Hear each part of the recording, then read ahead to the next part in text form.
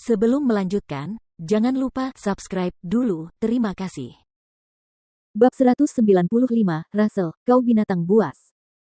Victoria memang pernah mengatakan kepada Jordan sebelumnya bahwa adik perempuannya memiliki kepribadian yang lebih ceria daripada dirinya. Sebenarnya, Victoria awalnya cukup periang. Namun, krisis mendadak yang dihadapi keluarganya membuatnya putus sekolah dan menjadi pengusaha di usia muda. Ditambah lagi kenyataan bahwa ia telah menjadi simpanan teman ayahnya, kepribadiannya perlahan mulai berubah. Namun, Emily berbeda. Ia masih muda, dan saat Victoria memutuskan untuk menjadi simpanan Russell, Emily ditakdirkan untuk menjalani kehidupan yang bebas. Victoria menggunakan tubuhnya untuk ditukar dengan kehidupan mewah dan tanpa beban milik saudara perempuannya. Sejak orang tua mereka meninggal, Emily menjadi sangat bergantung pada Victoria, dan keduanya memiliki hubungan yang erat. Victoria berkata, "Emily, begitulah seharusnya kamu berbicara kepada calon kakak iparmu. Jordan, abaikan saja dia." Kata-katanya begitu terus terang dan kasar. Tentu saja, Jordan tidak tersinggung sama sekali. Kenyataan bahwa Emily bersedia bercanda dengannya berarti dia menyukai gagasan Jordan menjadi calon saudara iparnya. Victoria mengarahkan kamera ke dirinya sendiri dan berkata, "Kita sedang makan malam sekarang. Kita ngobrol lagi nanti malam." Emily buru-buru berkata, "Jangan tutup teleponnya. Aku tahu kamu makan di tempat yang bagus.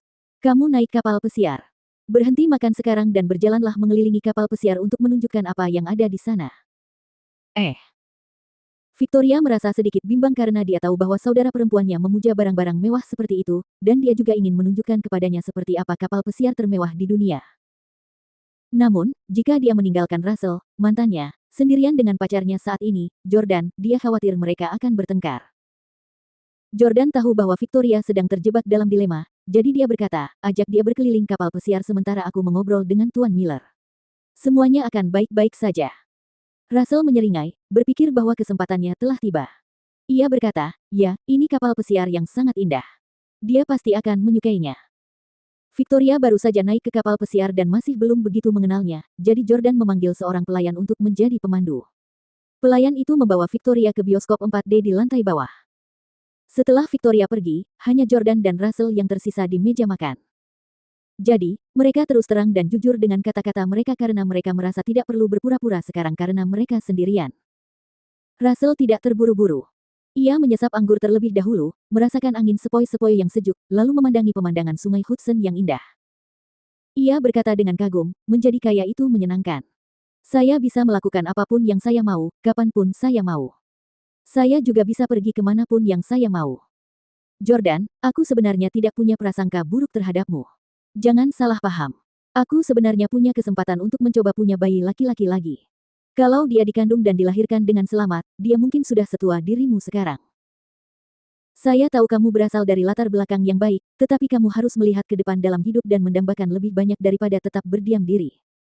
Kamu menyerah pada dirimu sendiri dengan menjadi kurir pengantar barang sekarang. Bagaimana dengan ini? Karena kamu tidak ingin melanjutkan pendidikan, datanglah dan bekerjalah di perusahaanku. Aku akan mengatur agar kamu mengambil pekerjaan manajemen tingkat menengah dengan gaji tahunan sebesar $80.000, belum termasuk tunjangan lainnya. Bagaimana menurutmu?" Russell tidak tahu bagaimana Jordan mendapatkan kapal pesiar ini. Namun, ia menduga dari ekspresi Victoria bahwa Jordan mungkin tidak terlalu kaya sekarang. Kalau saja Victoria tahu Jordan punya uang, dia pasti akan menyuruh Russell untuk mengurungkan niatnya menikahinya. Jordan berkata sambil tersenyum tipis, "Gaji tahunan $80.000. Haha, tidak terima kasih, tapi menurutku menjadi tukang numpang lebih cocok untukku." Wah. Russell menjadi marah dan memukulkan tangannya ke meja. Jika Jordan adalah seorang pemuda biasa dengan harga diri rendah dan terobsesi dengan uang dan kekuasaan, dia pasti sudah lama diserang Russell sampai menangis. Namun, Jordan berbeda. Terlepas dari apa yang dikatakan Russell, Jordan tidak akan menganggap serius kata-katanya, dan ia bahkan membuat tindakan menumpang hidup tampak seperti hal yang mulia. Russell membentak dengan marah, "Jordan, tidakkah kau merasa malu karena telah memanfaatkan seorang wanita dan membuatnya menafkahimu? Aku tidak akan membiarkan Victoria menikah dengan pria tidak kompeten sepertimu."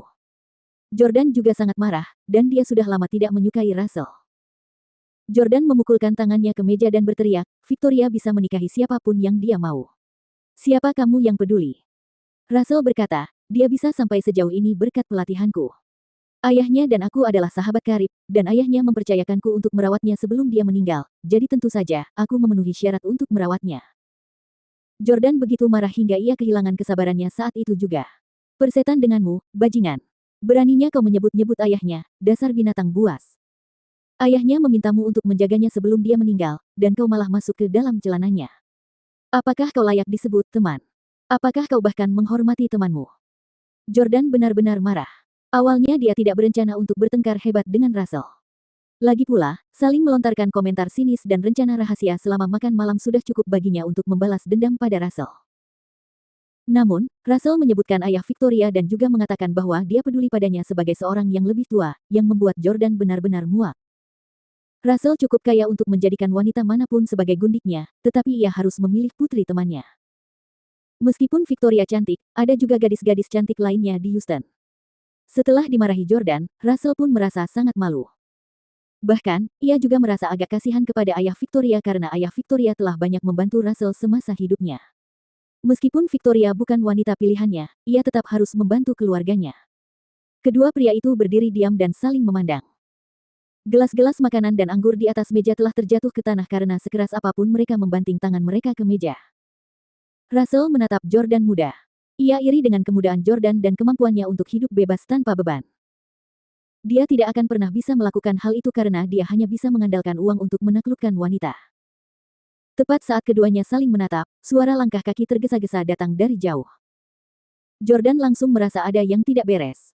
Tidak mungkin kru itu berjalan secepat itu, dan suara langkah kaki itu menunjukkan bahwa itu milik seseorang yang bertelanjang kaki. Seseorang datang.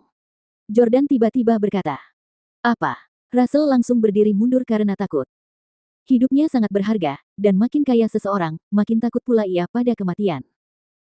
Benar saja, seorang asing muncul dan menyerbu ke arah mereka dalam waktu kurang dari 10 detik, basah kuyup dan bertelanjang kaki. Sementara itu, Jordan sudah siap bertarung. Namun, betapa terkejutnya mereka, pemuda itu jatuh berlutut dengan keras ketika melihat Jordan. Jordan penasaran. Pemuda itu tidak hanya berlutut di hadapan Jordan tetapi juga bersujud kepada Russell. "Sobat, paman, tolong beri aku uang. Aku hanya butuh $20.000, dan aku berjanji akan mengembalikan uang itu kepadamu." Sementara Jordan dan Russell sama-sama bingung, awak kapal pesiar telah menyadari ada sesuatu yang tidak beres dan bergegas mendekat. "Maaf, Tuan Stele, pria ini melompat ke sungai Hudson dan naik ke kapal pesiar kami. Karena dia mengganggu Anda, saya akan melemparkannya ke sungai sekarang juga." Awak kapal yang tinggi dan kekar mengangkat pemuda itu dengan satu tangan. "Tunggu sebentar," Russell memanggil awak kapal untuk menghentikannya.